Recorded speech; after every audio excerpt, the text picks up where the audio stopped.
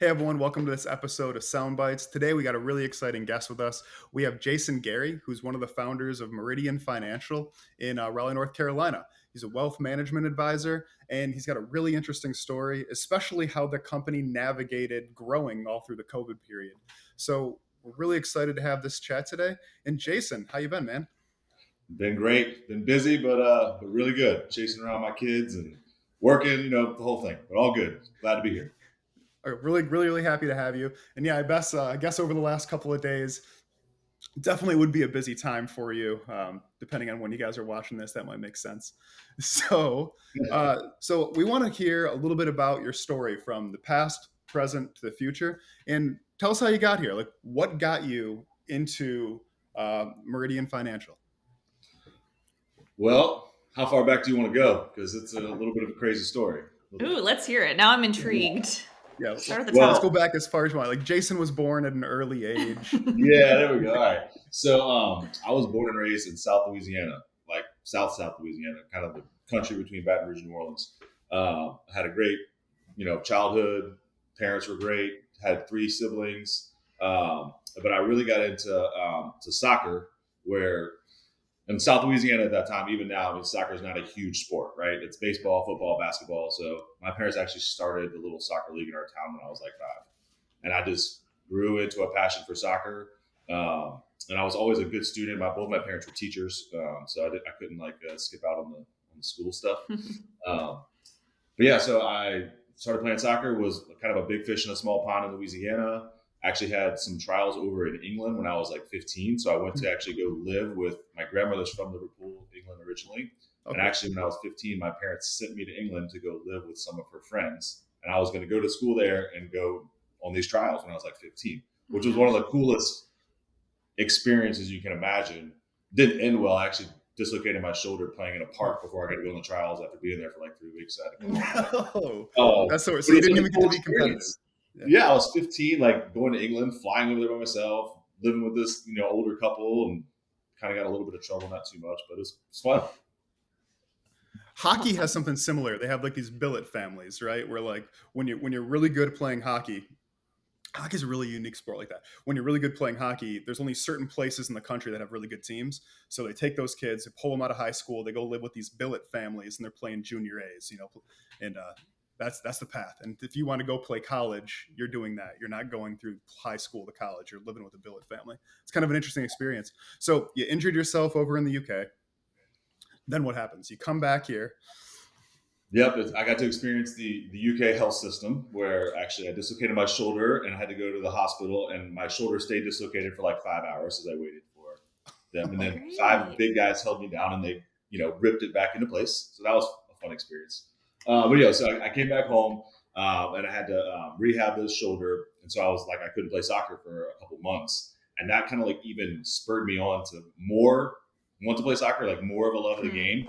And so, like in high school, I was just obsessed. That's all I wanted to do was play soccer, and I got pretty decently good in Louisiana. And so, when colleges came around, like again, Louisiana is a very small state soccer wise, even though we've gotten a lot better. So nobody was coming to watch me play, high school soccer in Louisiana. So I had to be reaching out to teams.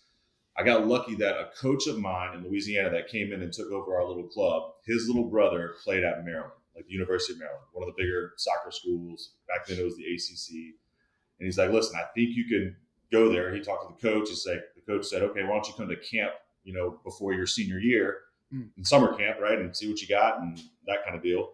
And so I went to the summer camp. I did really well, I thought, but like nothing really happened. So I had two scholarship offers coming out of, kind of in that high school recruiting process. One was from Cleveland State.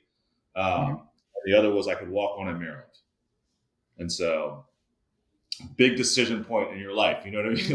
Like Mm-hmm. Mm-hmm. one of those crazy inflection points. And so I had a full ride to Cleveland State, and like that would have been cool, but I Can't say no wanted to to play. Maryland. Yeah. Mm-hmm.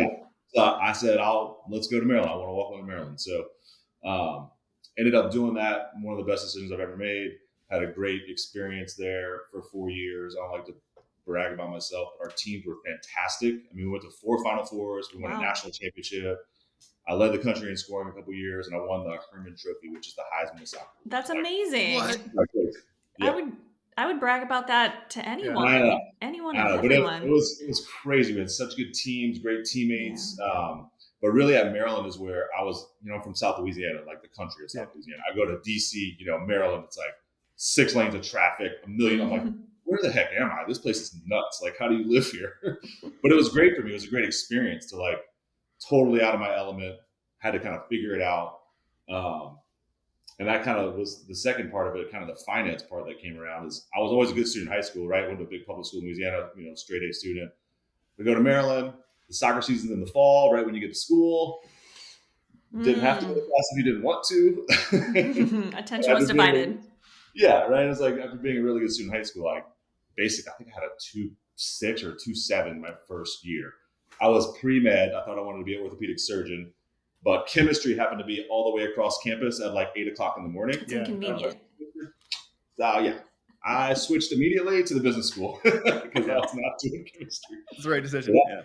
And as soon as I got into business school, started taking like, all the regular stuff, but the finance and accounting classes were always very interesting to me, like the finance especially. So, I got my degree in finance in 3.5 years before the draft for soccer, which was the draft for soccer is in January. So I wanted to make sure I graduated early so that I wouldn't have any leftover classes. Sure. So I just stayed in college and like took summer classes and winter classes so I could graduate early, which is kind of cool. That's kind of like the Maryland part of it.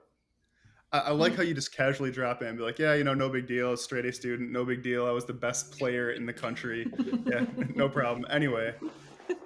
Those teams were legit. Like guys from that team, I was a pretty decent pro, but guys from that team played on the national team in World Cups. And so my only job was to score. I wasn't very good at soccer. I could just score. That was my only talent. Still pretty good. I think it's a pretty good talent to have. So you had to graduate early. I'm sure that required some discipline. But what interested you about accounting and finance? Like, what about those classes really clicked for you? Yeah, like I just remember distinctly, I had a really, really good finance professor that taught like just the valuation of how do you evaluate a stock or a company or bond. And I just like geeked out over that. And I remember we had to do this big presentation, groups of 4 or 5 of us of like, how did you value this company?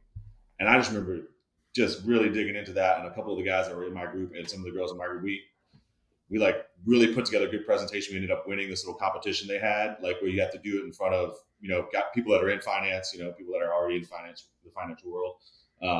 And that just kind of got me into it. I remember I actually did an interview when I was leaving college for the business school when I was going to go play the pros. And I said, after I'm done playing, I want to be a financial advisor. And I don't even remember saying that, but that like happened in like 2005, Wild. And then 7 or 8 years later, it ended up happening. But I like the numbers. The more I've been into the financial planning world, I really like the interpersonal relationships. That's the biggest thing. The numbers are their numbers, and you guys are data people, like way more about numbers than I do. But in our business, a lot of it is about emotions and psychology versus like just being able to evaluate a stock or bond. Sure. Or ETF. So, because in your world, being able to evaluate a business, put a valuation to it, determine if it's valued properly, determine, what the hard assets versus goodwill are. That's really great. But building that trust with your client base who are giving you their life, right? Like putting that in your hands, their ability to survive, live, and grow through all the volatility that is the financial world we live in. That takes way more than just being able to say, hey, we got the numbers under control, right? Building that trust capital is really, really important. And I think that's what you guys have done really well, specifically when we're talking about, how you've done that over COVID, how you've really taken some people that were afraid, concerned, really worried, and then we're able to capitalize on, we can shepherd you through this, right? Yeah, I mean, it was crazy. I mean, you guys remember it, like we're probably the similar ages where we were working a little bit in 2008, but not really we were kind of just getting going, right? Just out of college or not too far into careers. But so this was my first really big kind of like moment, being a financial planner and managing money for people. But yeah, during COVID, I mean, everybody was scared. Nobody knew what the heck was going on. We didn't know what was going on. But we brought on a ton of new clients and a ton of new assets because in our business, their financial advisors were not calling them or not returning phone calls, not being there for them saying, hey, this is what we're thinking right now. We'll keep communicating with you. We'll tell you the data that we're getting, what we're hearing, and this is what our plan is going to be. And if we need to adjust the plan, we're going to adjust the plan because we've never been through this before. Why But do we you know the think market. why do you think why do you think they weren't getting calls back? Why were they not? Why were your now clients not being paid any attention to? Because it's difficult, right? It's Mm. difficult, right? If you're managing somebody's money in COVID, let's say they had $1 million and it drops, at the bottom at 32%. If they were all stocks, they've lost $300,000 lost, right? Yeah. So that's a difficult conversation to have. Mhm. But if you can have the difficult conversations, that's what gets you the trust, right, long term, and the knowing that you can do the job. Because mainly what we got to do is help people save and invest, but stop them from making really, really bad mistakes. Like knee-jerk That's decisions. Knee-jerk decisions, right? So in COVID, if you sold in February, congratulations, you're a lucky or a genius, right? But once it started hitting pretty substantially, if you sell then you missed up 120% rate of return from the bottom, right? Yeah. You can't get that back, especially if you're older. Like you can't miss out on the big jumps because that's typically what happens to the market. It goes down, but it goes up very quickly. Yeah. Usually in a couple of days is all the game. And it's like, I forgot the exact stat, but it's like if you subtract the best, 50 days of the stock market from X amount of years, that's all the gains effectively. Correct. And when we were in the COVID time period, we were panicking a little bit because we were like, oh man, we just started this business. What's going to happen? But what it Yeah. came down to is like people were trying to look for sanity. They were trying to look for sources of calm. They were trying to look for data. They were trying to look who's going to help them optimize and who can they trust. So it actually worked out for us pretty well. Yeah. And even in our personal investments, it was like, okay, this isn't going to be forever.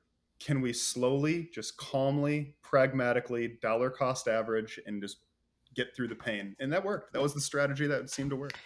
I also think there are like a few types of people when something really bad happens. It's like you're either going to freak out and panic, or you're like, oh, maybe there's an opportunity, or maybe there's a chance for me to look at something differently and, try to make the best out of a bad situation. So that sounds like kind of what you did, Yeah, right? I mean, I think most people are the former, right? Most Mhm. people panic and get emotional, and there's not a whole lot of people that can just be rational, but also empathetic, right? Yeah. Like you have to be able to take on those emotions and understand where they're coming from, and are they thinking through it rationally, or are they just panicking and then going through it? Okay, here's what your plan says, right? Let's talk through it. And sometimes people are like, I don't give a shit what the plan says. Like I'm pissed, I lost money. But if you just walk them through it, typically, we have some very, very few clients that would ever talk like that. And if they're really assholes, we fire them. I don't care. Yeah. You know what I mean? Like you're looking for the right people. And so we typically have a great personality fit, and our clients trust us, and they know like, all right, here's what the plan is. And we go back through, like if they're retired, it's like, all right, well, you got 2 years worth of your income in cash that we need to send you. You got the next 7 to 8 years in bonds. So your stock market money, like you don't need it for 10 years, right? So why worry? Even though it sucks to balance, ride it out. Why care, right? Yeah. And so, but if you've done the work behind it and explained that and have that proper plan set up, then you're good. Then you just kind of managing the emotions. Do you think anything about like your soccer career really helped you have these conversations, or, manage people's emotions a little bit better? Because you probably had to manage your own emotions on the field a little bit. Yeah, I mean, I think like in Maryland, I was the captain of Maryland, and like and in all the locker rooms, I played in the pros for 7 years. Like you have to interact with so many different people from so many different backgrounds with all types of personalities, right? I mean, at that level, everybody's all very motivated and very, hardworking, but you still have such a diverse, group of people that I learned a lot how to negotiate with that and to motivate sometimes, where some people need motivation of kind of picking them up, and some people need, hey, you suck, like you're fucking terrible. We need you to be better.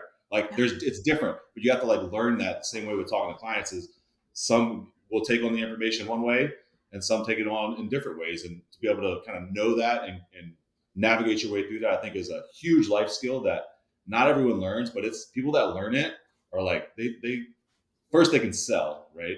But they can manage those relationships, right? That's a lot of good salespeople have that ability to like, know how to approach certain people. I think it's like reading the room, reading that individual person, to your point, and like figuring out what makes them tick and what's going to get them to respond, and then adjusting how you react accordingly. It's a huge skill. Correct.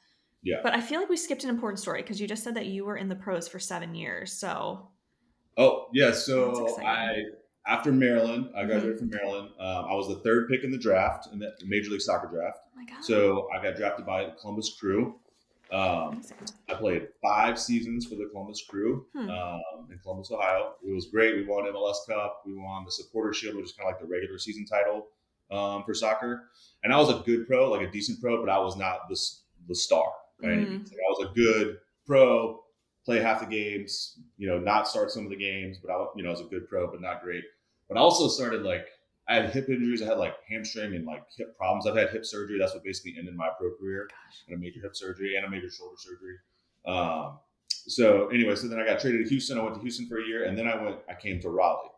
So Raleigh had they used to be called the Railhawks. Now it's North Carolina FC and kind of the Courage Group. But I was planning on coming here, scoring a bunch of goals, and then going back to MLS, right? Well, that didn't exactly work out. So my hip, I had hip surgery in Houston. They waived my contract. I came here. I played a little bit here, but like my hip was just, it was not great. And we had just had our first child in August, and we had gone on like a road trip. And this is like the second division, right? And I'm used to the top division. So we go on a road trip for like 3 weeks right after my son was born. And I'm like, no, like I'm not doing this anymore. This sucks. But the whole finance aspect of it was pretty interesting. So I was hurt when I played here in Raleigh, and I was walking through the stadium, and an older guy came up to me and he said, hey, Jason, I'm a Maryland alumni. I've followed your career. You signed an autograph for my son like 10 years ago when you guys played Duke down here in North Carolina. And I always remember that. You guys had even lost the game, but you signed an autograph for him. He said, I want to take you to lunch. I said, okay, let's go to lunch. And he was a business owner in Cary that just knew a lot of people, was very well connected. And I told him I was probably going to retire and I wanted to become a financial advisor. And he said, you know what? I know 5 guys that do that. So he introduces me to all 5 of these guys, Edward Jones, Northwestern, Merrill Lynch, the whole deal. And so I went and talked to all of them, and I met my now business partner. He was one of those guys, and we just hit it off right away. And I said, do you have an internship? I kind of want to do this while I'm still kind of involved in soccer. And he said, Northwestern does. I don't have one. And I said, I'll do it for free. And he says, we now have an internship program. That's his favorite joke. So oh my gosh. I started kind of just, doing stuff while I was still on those, playing in the pros, but kind of like mind was out of it. And, doing this internship with Bob, and, 3 months later, he's like, let's go. I want to hire you. There's the opportunity for us to be partners one day. Like, if you like this business, our business is really tough. There's only about a 5% that make it past 5 years. Everyone that becomes a financial advisor, only about 5% lasts longer than 5 years. So very, very high turnover. Just burnout, just like professional sports, right? It's just kind of the same ratio. There's 2 things I want to unpack. It's burnout and not being able to find new prospects. That's the main one, is you not being able to find and meet new people in order for them to eventually like trust you enough to do a financial plan and give them your money. Right. So did you overlap with Chase when you were at the Crew? Oh, Chase Harrison? Yeah. Yes, I know Chase. He was a goalie. I was a center forward, so I banged a lot of goals on Chase. A lot of goals went by Chase for me. Make sure he knows that. He's a good guy. We like him a lot. He is a great guy. The other thing, Lauren and I were talking, maybe a couple weeks ago, about probably the handful of words that change the most lives are, do you want to get something to eat? Like, anytime someone says those, grab a drink. You want to get, it's just these little teeny phrases, that one sentence has probably changed more lives without people realizing it at the time than you could ever imagine. That's true. Yeah, I think that's definitely true. There's some truth to that for sure. Well, I also think it started earlier. Like, you weren't an asshole to his son. You lost the game and you still managed to, like, you were just a good person and signed that autograph, and he never forgot it, Yeah, the funny thing is, I went to Maryland. His son, 10 years later, went to Duke and played soccer at Duke, our hated rivals, So, but he's a great kid. I mean, he's super smart and played soccer. You don't hold it against him entirely. Would have won more, but it was just small world. Very small world. Wild. Yeah. So went from the, finance in college, professional soccer career, ended up just meeting the right person because of an event that happened years prior. Because just generally being a good person, just the butterfly effect of that's pretty wild. And then you met your business partner. So you met your business partner by being his intern for free, by creating his intern program effectively. And then from that, your relationship grew. So how did you go from intern to business owner? Yeah. So, Bob, my partner, he's been the best mentor I think anyone can ask for. And I think that's something really, really important in everyone's career, is to have a mentor that really cares. And that, we're complete opposites in terms of like, what we like to do. Like I like outdoor stuff. He's never been fishing in his life, like it just, but we get along so well and like have so much respect for each other. And then we think the same way business wise. Mm. So he basically just started teaching me everything, Hmm. right? From the moment I started with him, I was doing financial plans. I was doing in-client meetings. I was calling people. I was trying to get referrals. I was doing the whole thing with kind of his support. And I think I told you about that kind of 5% last longer than 5 years, financial advisors. The biggest problem is they don't have a mentor, right? They just kind of throw them to the wolves and just say, all right, well, go find some people with money and convince them to give you the money, even though you just started and you don't know anything. Like, it's kind of silly. Yeah. So we're trying to flip that. Now in our business, we're trying to do that differently, where we bring people in and teach them the ropes first and kind of gradually get them up to getting their own clients so that they can actually get money. They can have a salary. They're not commission only, so that they can, do well and stay in the business, because that's why a lot of very good people that would be great advisors don't stay in the business. So I'm kind of trying to change that now. Yeah, they're kind of it's not to use too many sports analogies, but when you go from being a player to a coach, a lot of times you're making people run sprints because your coach made you run sprints without thinking about what is the actual goal here. And then to your point, when you built the right process in place, it's like, my goal is we want to build and retain great talent, not just Absolutely. see if they can swim with an anchor around their ankles, right? Yeah. I mean, the industry's strategy has been just throw a bunch of people at the wall, right? Whoever sticks, that's who we're going to keep. I think that needs to change, because I think you don't get a diverse group of people with different skill sets, right? You don't have to be a great salesperson to be a great financial advisor. Like, you need to know your stuff, and you know financial planning, and everybody has different styles, and there's different clients for different people. So now that we've grown so much, and COVID was the big catalyst for it, is we were getting so much new business and so many new clients, like I couldn't handle them all myself, neither could my partner or my other partner. So we had to bring in more advisors, but teach and let them develop underneath us. And so a big part of my job now is like, I need those advisors to be just as knowledgeable. They need to know everything I know. Mm-hmm. But that takes time, right? So mentoring them and training them and getting them up and running and getting them the confidence to be able to do it on their own, that's our biggest challenge. Because if our business is going to grow, I can only handle so many clients. Bob, my partner, can only handle so many clients. And until we can continue to have other advisors that know what they're doing, and the clients enjoy, then that's the only way our business can grow. Otherwise, we'll just kind of be stuck at one level. And because they represent you, they need to have the same level of ethics and trust that you have, right? You need to be able to trust that they can be trusted with your clients to continue growing your brand and growing all your assets under management, right? To make sure your whole organization can win. It's a transfer of trust, right? Initially, if they trusted me or Bob, right, that was the relationship. Is there a way, can we transfer that trust, right? And it's not like you're shoving people off, but they'll know that if I'm running the business, I can't have as many clients. But if we can transfer that trust over time, not like, oh, now you never see Jason again, but over the course of a couple of years, like, oh, you met Becca, you met Logan, you met Katie, like, we know them, they know our situation, right? That's how you can transfer that trust and continue to grow in a pretty good growth rate, if we can manage it right. It's hard though. They call it the valley of doom in our business. Going from like being really successful with like a group of 5 or 6 to going to be really successful at a group of like 30 or 40. They call it the valley of doom, because you got to invest a ton, train a ton. Like, you're not taking on any more clients. So like, it's a pretty big challenge, and we're working through it. And I think that's like agnostic to industry too. It's like when you're super small and nimble, you can kind of do everything and you can see some results, but then you can't really scale. So do you have any like recommendations or anything that you've learned as you're scaling your business and the folks who are working with y'all?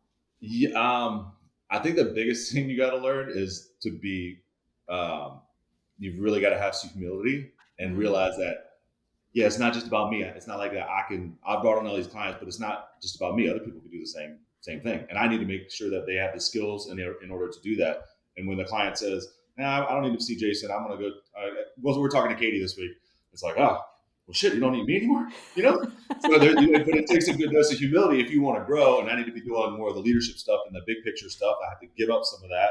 It's difficult once you've done it for a long time, right? If you've been there person, it's difficult. So that you kind of have to work through that. And my partner's been doing this for 35 years. So it's even harder for him that he's had these 30-year relationships. And when I'm saying, oh no, we talked to Logan, we're good. And he's like, well, what am I doing here? But Steve doesn't like me anymore. Steve doesn't need me. Exactly, right? Exactly. So that's a big challenge, but we're gonna get through it. And every industry is different, but I think, Lauren, you're right. Like, every industry, you stay really small, nimble, kind of easier, and somewhat less complicated. The more you grow, the more complication.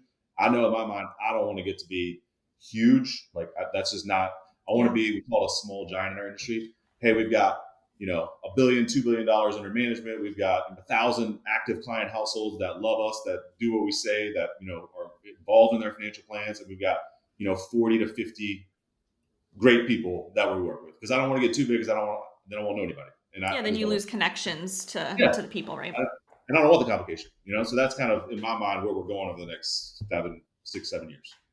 And it's kind of this weird thing. It's like once you're really good at what you do and you start onboarding new people to help you be good at that thing that you do, you get to do that thing you're good at less and less and less over time, and you become Correct. more of that coach, right? It's kind of like, Yep. not to go back to your professional career, but it's like you were the number one goal scorer. Then over time, Yeah. your role ends up becoming mentor, coach, and Yep. getting into like I'm passing along into a new chapter. And we go through Yeah. that a lot too. It's like we identify as really great problem solvers, and then you run into somebody who can solve this type of problem a little better than you, and it's like, Yeah. ooh, that doesn't feel nice. So Yeah, now all you that's can right. do is kind of coach them and feel Yeah. part of their journey as they start I think surpassing it. it's a pretty good analogy if you think about, like, you go from a player in soccer. There's actually people called player coaches that are Mm. still players, but they're actually on the team and on the coaching staff Hmm. as they get older, right? These are like old guys, 35, 36, very into their career, but can still Okay. play a little bit, probably not everyday starters. And so you kind of go from that being the player, the guy, to kind of the player coach. And I feel like that's where I'm at right now, where I'm still, involved, but I'm Yeah. going more to the coaching route. And then eventually you have to transition to being, you're just the coach Yeah. eventually, right? Do And you then you watch go any to the Ted boardroom and Lasso? you're just running stuff, and you don't get to do anything fun. You get all the problems. So whatever. Have you watched any Ted Lasso? That Yes, TV show? absolutely. Yeah, it's I like love it. the It's Roy hilarious. Kent character. Yeah. I think that's based on Roy Keane, which is an actual player for Manchester United back in the day, who was just the toughest. Just look up Roy Keane. I will. You'll see the picture, and he was just he just crushed people, just tackled and grumpy and just but a winner. It's funny. There are so many parallels in that to actual soccer. It's pretty funny. It's funny, like you see that show again when like the little teeny parallels that they pull through, or a show like Letterkenny that has like some of the hockey elements based into it. It's kind of fun Yeah. to kind of have that view into that world and see where they do it right, which is kind of interesting. And then Lauren, you might like this. Google Jack Grealish. I think Okay. that's the Jamie character. The Oh, same. okay. I You'll would see like it. that. I would like Yeah. that. Thanks for knowing that That'll about me. be fun. I love that show. It's great. And I don't even know anything about soccer. I just love the character development, and you get some good. It's like a feel good show. Yeah. You don't feel like worse after Yeah. watching it. You're like, oh, Totally. things are normal. Totally. Well, you talked about like what you think the future looks like for your company. What do you think the future looks like maybe for your industry as a whole? Really good question. Our industry, like probably almost every industry, I'm sure there are some that don't, but it's just constantly changing, which makes it fun and interesting and not boring. If it was in a boring industry, that I would get bored too easily. But our industry is constantly changing. I think what's happening is most people are going to bigger teams. The kind of the days I think of like an Edward Jones advisor in a shopping mall, like he could probably do fine for a little while, but like he's not really going to be building something big. Yeah. So Yeah. I think this is going more to teams, certainly more to holistic financial planning, and how can you blend in everything, not just investment management, not just insurance, but like if you're able to talk about taxes and real estate and crypto and everything together. I think that's what people want. They don't want just somebody to pick stocks and bonds, because frankly, that's not that hard. And like it's commoditized, I think, and I don't think you're going to charge 1% to do that anymore. Like I present the same. We're going to charge the same thing to somebody who's just managing their money and not talking about their real estate or their estate planning or their tax situation, or any of that stuff. They're actually not even really doing planning. They're just managing money. I think that part is dying, personally. So more generalist, like someone who can do like everything for you versus a specialist. Like a CFP, like a certified Mm-hmm. financial planner that actually puts together financial plans and knows about all those different areas, right? I still think there's going to be a market on the very, very, very high end of like hedge fund world, family office type stuff for sure, with big investments, private equity, all that kind of stuff. But for our target market, I think you have to be able to talk about everything, right? And you have to have a team, not just one person. Yeah, like dropping dollar cost averaging into an S&P 500 index. They don't need you for that. But when you think about it, like one thing that we learned recently, probably too late, is I think a lot of people don't know that Social Security income is taxable income. So when you're Correct. pulling, people don't know that, right? So they're looking at the finish line of what retirement looks like. They don't know what minimum required distributions are. And then all of a sudden, 80% of their Social Security is getting taxed, and they were counting on that. So like Yeah. getting to zero, getting themselves in a situation where their taxable income is down, people don't think about that. And if you're just working with somebody who's dropping you in an S&P 500 index once a week, that doesn't get you that result. It doesn't do Well, the estate planning. I think you're Yeah. showing like you're speaking to like one very small example of the overall Yeah. problem maybe with your industry, Jason. It's like just awareness, education, understanding. I think Mhm. because maybe a lot of people don't understand what you do and where to start, that may Yeah. be a barrier to entry. Have you experienced that? And how do you educate people? Yeah, absolutely. So I think that's why it's important to get introductions from people that they know that work with us Mm, already. I mean, not almost all of our like referrals, our new clients are coming from current clients. Like Mm-hmm. we're getting better at marketing, but just going out there and just, here's our message. It's very difficult to do in this day mm. and age, at least for us. You guys might think differently because of what you do. But it's all inbound referrals from like how we get introduced from somebody that's a current client, right? Yeah. And so that first meeting is just about educating them. Here's everything we do. Tell us a little bit about what you're doing. We'll tell you if it's a good fit or not, and then from there you can make a decision. But like, here's all the things we do. So taking people through that. Once people go through that, a lot of the tension and frankly, sometimes a lot of people are embarrassed because they don't Yeah. know, right? So they don't want to even ask, and so they'll never just call up a financial advisor. No way. Right. I have to call them and say, hey, Lauren told me that you're awesome and that you would be interested maybe in what we do. Can we set up a quick phone call and I'll share with you what we do? And then people if they agree to that, they get over that initial thing. And then it's like, oh, wow, I wish I would have done this 5 years ago, or 10 years ago, or whatever. So true. And I Makes a think lot of there are sense. certain industries, we're strategic marketers, so we always think there's value in marketing. But I was actually just speaking with a personal trainer last week, and she was like, if 95% of your business isn't referral, you're messing up, because Yeah. we need to be like you want someone who trusts, like who you trust to like refer you, right? And so like Yeah. you're lending your name, your experiences, and saying, hey, this person is worth talking to, and all the marketing in the world can't replace that. Correct. So Yeah. it sounds like it's similar with your industry as well. We call I think that so. And we've virality tried coefficient. all sorts of different things. Sorry, go ahead, Derek. Oh, sorry, man. The little delay sometimes ends up putting us No talking over each worries. other. Lauren and I have gotten a lot better at not talking over each other with that, but it still happens. No, I think we call that virality coefficient of the market you have. How many are they referring to you? And then that helps you calculate what is the average value of this customer over a long time period. And then that Sure. helps you calculate how much can I spend to acquire a customer. So like that Correct. kind of math flows through. And yeah, it's a pretty simple formula. It's kind of like gravity. Like once you know it's there, it's really, really easy to see everywhere. Yeah. It'd be interesting. Like certain clients certainly give way more and way better referrals than others. Right. Yeah. Sure. And so it's interesting. So we've started focusing on the ones that are giving us the best referrals most often, right? Doing stuff for them. Right. So Mm-hmm. pretty interesting. I mean, that's a constant thing in our business though. A constant, like, how are we doing here? Right. Like constant focus. No, it makes tons of sense. So we got what the future looks like in your industry. Are you seeing differences between the generations? So I'm looking at, as the younger millennials, as Gen Z comes on, a lot of them are using things like Betterment and Wealthfront, and maybe they don't think they have enough wealth accumulated yet to have a financial advisor. Are you seeing that Yeah. in the industry, and how are you overcoming that? The same thing. If we get introduced by someone Got that it. they trust, they realize the value of an advisor. I think most of that cohort, like the millennials and that I think it was a Gen Z is the next Yeah, one, yeah, yeah. Mm-hmm. they're actually more conservative with their money than you would actually think. They are very tech savvy, right? Because they were raised on tech, but they want a human being to explain it to them. They don't want to have Interesting. to, because if you Google certain concepts, right? Like Google, what should I invest in? Good luck, right? Like Mm-hmm. they want a human. They want the technology so they have access to everything whenever they want, right? But they want a human being to be there to make sure that they can make good decisions and ask questions, right? Where Hmm. should I buy crypto? Like that's a personal decision, and here's all the pros and cons. And like if you want to, this is what you should do, right? Mm-hmm. But they want a human. The older generation is used to that, right? The kind of baby boomers are used to that. We thought it was all going to go to the Betterment Wealth Front. That's what the industry was saying 10 years ago, 5 years ago. But we've seen actually the opposite, that they want a human being. They want somebody that they could trust telling them to do I wonder if like Gen Z and even like millennials are so jaded by technology. They're just like, I don't buy what anyone's selling me on this platform. I want to talk to a human being and I maybe mean, do get you? Right? no. Do you? No, right? You Mm-mm. don't. So, like, but if Mm-mm. you know, if someone you trusted, right, that you grew to know over a period of time was telling you, hey, Mm-hmm. I think you should do this. Okay, Yeah. that sounds good. Let's do it. That's Yeah, my for opinion. sure.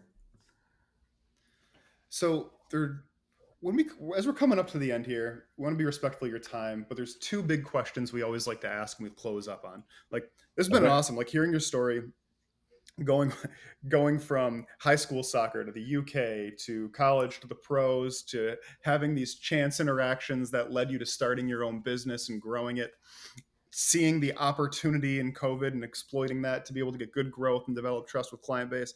Just really amazing story. Love hearing it. But looking back, this might be interesting because if you could talk to yourself at the age 25 or 18, pick one. Like you sit down, you have dinner with that version of you. Like, what do you say? What do you say to that person for that hour across the table? Hmm. You know, I, I think what I would say is enjoy the station in life that you're at, right? Like really enjoy it. Like you're 17 or 18, you're in high school with your best friends. Like you have that time. You know you're going to go to college. I was anxious to get to college. I actually left right after like high school graduation to go to Maryland, and I like worked a landscaping job just to like be there, Hmm. right? And then my next kind of part being at Maryland, I was so excited to be like be done and go to the pros. But like I enjoyed the heck out of it, don't get me wrong. But like being present and like there's not always something that's next that you have to rush to. Yeah. I would say, and then in the The pros, like future's coming, right? yeah, it's Don't coming, rush right? it. It's gonna Hmm. don't rush it. Enjoy it, like enjoy the moments, enjoy the Hmm. time. Same thing with the Maryland. I left right away to go, to the pros, and then left. The pros lasted for a while, and it was like right away into this next phase of life. So I would just like, be present in that phase and enjoy it for what it is. I don't know. That's the only thing I can really think of because my life's been pretty awesome. I have a great family, 4 kids. I mean, it's kind of Can't hard. beat it. Yeah, No, I think so many people struggle with that. I don't know if it's, cultural because we live in like a very fast paced kind of, country where it's like we're always trying to move and trying to hustle and yeah, grind. And I think because we're always so anxious to see that success, we're not focused on the journey that it takes to get there and how exciting that process is yeah. too. I think that you said it better than I could. I mean, like most people that work hard, like they're always looking like, what's next? I got to keep Hmm. going. I got to keep going. I got to keep going. Rather than sometimes just like, wow, this is kind of crazy. I'm in this Yeah. moment, and enjoying it. Yeah. Yeah. That's the one thing I thought about that would make sense to tell an 18-year-old. I think probably wouldn't listen, but doesn't. Yeah, like an So 18-year-old what's would. what's really fascinating is we had never gotten the same answer for that question ever, Hmm. Really? except That's now. good. So Uh oh. her twin sister, we recorded her before you, but last week, and so that'll come Uh-huh. out. Okay. And basically the exact same answer. It's the first time we've ever gotten the same answer, let alone Wow. having Okay. it back to back. And I think as we're getting a little older now, we're reflecting on that a lot. Like Lauren and I talk about that a lot. We've never really truly appreciated our journey or even our friendship as we've come through it. It's just been like the next step, the next step, the next Yeah. step, getting to that next goal. And both of us being so goal oriented, um, you never really appreciate what's happening while it's there, right? And so that's been a big Yeah. reflection point for a lot of people starting now. And I think what was really fascinating is not to keep coming back to COVID, but I think a lot of people were like, fuck it, I'm leaving my job. Like I think a lot of people Hmm. had that revelation and were like, I'm not doing this anymore. I'm getting a van, I'm going to see the country, and I'm going to spend time doing what I want to do now. I'm not going to wait until I'm 70 and have Yeah. 5, 10 more years. I mean, I think you just kind of hit the nail on the head. And part of our, like you say, marketing pitch or our differentiators, I think the whole financial system is changing, right? It used to be you work for a company, you go to school, you work for a company for 30, 35 years, you get a pension, a gold watch, Social Security, and like you're done at 65, right? But that is all changing, and people are going to go to school a little bit, have a job where they're making a lot of money, saving Hmm. money, not making money, take time off, switch careers. Like the whole retirement thing is I don't really like the word retirement. It's more about when can you be financially independent and can your financial Yeah. plan be flexible enough to have the freedom to do that, right? Hmm. So yeah, put all the money in your 401k. Well, okay, but then that's locked up till 59 and a half, right? So that's part of like the new generation of financial planning, I think is, if you're kind of 50 and under almost is going that direction. It's right? the Interesting. Being much financial more flexible, independence. That's the right? goal. It's like, at what point can I be financially independent to where my money can cover my expenses? And we've talked on Correct. sidebar a little bit about what we do with our company money to have our company money cover all of our LDO, but Overhead. overhead. Hmm. So all of Yeah. our overhead is now covered by a Yeah. mechanism we have in place. So it gives us the ability, the freedom to say, we can take this project. We can let go Yeah. of this project. We don't have to do Yeah. things we don't want to do. And that's the ultimate freedom, right? Like That's having what that people level want. of choice.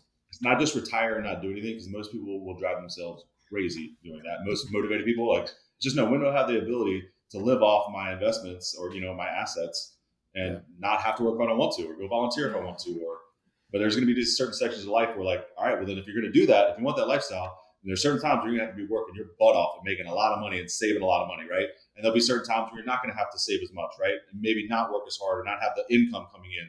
So that's kind of the conversation that you get to with people that are really trying to do this thing. It's pretty cool. John Mark had a really interesting thing. It's like when sometimes you don't get what you ask for. Sometimes you do.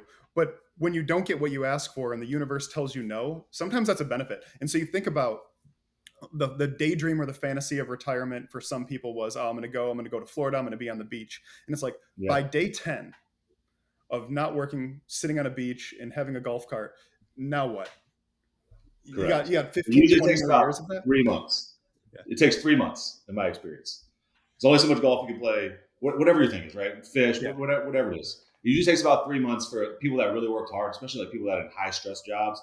They really do just want to be like, I want to do nothing, right? And it usually is 3 to 6 months, and then they start to say, On board. well, shit, what's today gonna be like? Oh, it's the same as yesterday. And they're like, okay, I need to do something, right? So we try to help them before they do that. Like, all right, after these 6 months, you're gonna go volunteer at this place that you've been trying to do for a while, or you're gonna be a consultant and just kind of work whatever 2 months out of the year, or you're gonna be a mentor to somebody in your industry, right? If you don't have that, our clients, in our experience, they go a little crazy because they don't have anything to do. You're kind It of like makes a sense. And life you've coach. seen it so many times. And they You've bother seen me, that and happen. I don't want them to Yeah. bother me, right, all the time, So I want them to be living their life, So Yeah. that's why it's like the numbers, like, yeah, I can do the financial analysis, but like we have CFAs that do that. Like, I don't need to be doing that. I need to be managing relationships and the psychology of that. That's more important. That's harder to do in many ways than like analyzing Apple stock. Like, I don't need to do that. There's plenty of people that can do that, We have a philosophy. If somebody can do something 80% as well as you can or we can, we let them do it. Right. And we let Yes, them it's do good. it their way. It's like, okay, they're going to be more committed to the result. I don't need to tell them Yeah, what to do. They're 80% is good. They're going to be better. I need to let go yeah, of that. Let this person do it and focus on something else. It's hard to let go of, but you got to. yeah, absolutely. All right, you want the last question, Lauren? Well, yeah, the last question I'd like to ask is, what books or podcasts or anything, like what are you into that you're reading? It doesn't have to be industry specific, but something interesting that you think our viewers would Yeah, like to know about. me and John Mark get along on these things because one of your previous guests. But like, I listen to a lot of industry podcasts. I also like ones on leadership, like Jocko Willink. I don't know if you guys heard of Jocko. Yeah, he's great. Navy SEAL, just good motivation, but also being like cognizant as a leader. So I really liked a lot of his stuff. Comedy stuff. Sometimes I just want a little break, so it's comedy stuff. Books though. Let's see. I thought this is a really good one for people that are in sales. Oh. 12-week year, pretty good. This one's a good one. Business wise, all over. We have the One Thing. That would be one. Have you guys heard of The One Thing? No. I'm What's pretty that sure about? it's about the guy who started Keller Williams. Oh. So basically the concept is you get rid of literally everything that doesn't matter. Then there's one thing that you gotta funnel down to in your business. Like, what is that one thing? And then get ruthless with getting rid of everything else. So if it's selling, that's your one thing. If it's finding prospects, that's your one thing. If it's acquiring new customers, whatever the thing is, then you make everything else basically irrelevant by building systems and teams to do it. It's pretty good. He grew Keller Williams into Keller Williams, I think. I'm pretty sure it's Keller Williams. That's awesome. And then I will check that one of out. my We'll link it up. all-time favorites is The War of Art. Have you guys read The War of Art by Stephen Pressfield? Yeah, I have. I love that book. I mean, it's for creative, sort of creative people and people that are growing businesses. It just comes out of left field a little bit, right, Derek? It's like, it's only small. It's about that big, but like, man, that book is good. I've read that 5 or 6 times. Oh, I'll have to pick it up. That's the great thing about little books like that are just super dense with these nuggets. And John Mark and I talk about this a lot. It's like you can read a 500-page book, but really for that $15-20, if you get one or two just good nuggets out of it, it paid for Yeah. itself, right? That's really, and books like that, a book that I talk about way too much is called The Manual, A Philosopher's Guide to Life. It's really small. Ooh. I'll drop a paper copy off at your office. I bought a All right. stack of paper copies, hardcover, Yeah. and that's like probably my most gifted book at this point. But if you think Yeah. of like Epictetus and Marcus Aurelius, like old Stoic philosophers, if they had a Twitter account, that's what this book would be. And you can listen to it on Wow. audiobook, rip through it in about a half hour, or it's, it's a little guy, like The War of Art, and it's just packed full of these little quippy aphorisms, and it's like, that makes sense. I can take that with me. I can carry that with me through my journey, which is great. Now, you guys are business partners, right? Mhm. Yes. So the one that a lot of my business owners like that are clients that have a partnership. Have you heard of rocket fuel? Yes. I've not. Yep. Rocket fuel is great, right? There's typically, not always, there's typically like this visionary person that's got a lot of big ideas and like just kind of out there pie in the sky. There's usually an integrator that has to like actually get the stuff done. I don't know if this is your dynamic. I think it is based on your facial Might expression. be. Which one do you think is which based on her facial expressions? I think she is the integrator, but I could be wrong. You're right. Yeah. She's moving the shovel. Yeah, you get all these crazy ideas, and she's like, "Derek, we can't do that," or "Yes, we can," or "You got to figure out how to do it," which is way harder. I'm more the visionary versus the integrator too, so I feel for you, Lauren. Thanks. Not an Thanks, easy Jason. to be. I'm walking around eating a mango. Cool. Be like, I got another idea, another one. Yeah. Write this one down. I'm like, send me an email, make a list. Let's talk about it later. Yes, but I think that was an interesting one too. It's a really good one. There's a book that I had John Mark read. It's called Loon Shots. Don't know if it's going to be applicable to your business, but it's fun to listen to. It's a fun read. And the whole concept is what happens, how do businesses get in a situation where they stop innovating and then they get crushed, right? And it uses, one of the great examples of the book is Nokia. It talks about how Nokia had the greatest innovation team in the world. People don't realize Nokia is a rubber boots company. They sold rubber boots. That was their product. And then they started selling coats for people on the farm. And then they started selling walkie-talkies for the farmers to communicate. And then they started rolling out a telecom network and making phones. And then that became their product. And everyone forgot they made rubber boots. Then they made a glass, an all glass product like this that had an app store. And their board killed it. They didn't release it. Really? 2 years later, the iPhone got released and wiped Nokia off the face of the earth, right? And it talks about how does that happen? How do these innovative companies stagnate into, we need to be so prudent and so well managed at deploying resources that we can no longer do the things that are perceived as risky, but they used to do them all the time. And Loon Shots talks through how companies do that, how they set up those teams, how they take those risks that are survivable so that they can continue to innovate versus doing this bust and boom cycle.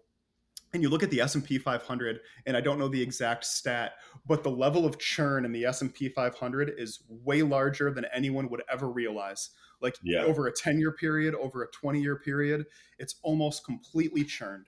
And people don't realize that. They think it's stable. That's stable. No, it churns. And it's because of this bust and boom cycle. Loon Shots is a great book. I like that. We'll pick that up. That's good. I love book tips and things like that. Same. We love them. So Jason, this has been awesome, man. Sorry. I just want to make sure that people know how to find you because I think people should be working with you. This is my referral. We haven't worked together yet, but I think you're a great person. Loved our conversation. So where can someone find you if they want to learn more about what you do? Yeah, so we're just meridianfinancial.nm.com is our website. All our contact information is on there. I'm not very active on like social media, just not my personality, but our marketing team is and on LinkedIn and Twitter, Meridian Financial. On Twitter, so they can find us there. Awesome. We'll link to all that stuff. Cool. Jason, thanks a lot, man. We really appreciate it. Really awesome story. Really great story. Love to talk to you again, and hopefully sometime soon we can link up at somewhere other than Mellow Mushroom. Grab a beer and chat through some stuff. That sounds great, man. I appreciate it. Thank you, Lauren. Thanks a lot.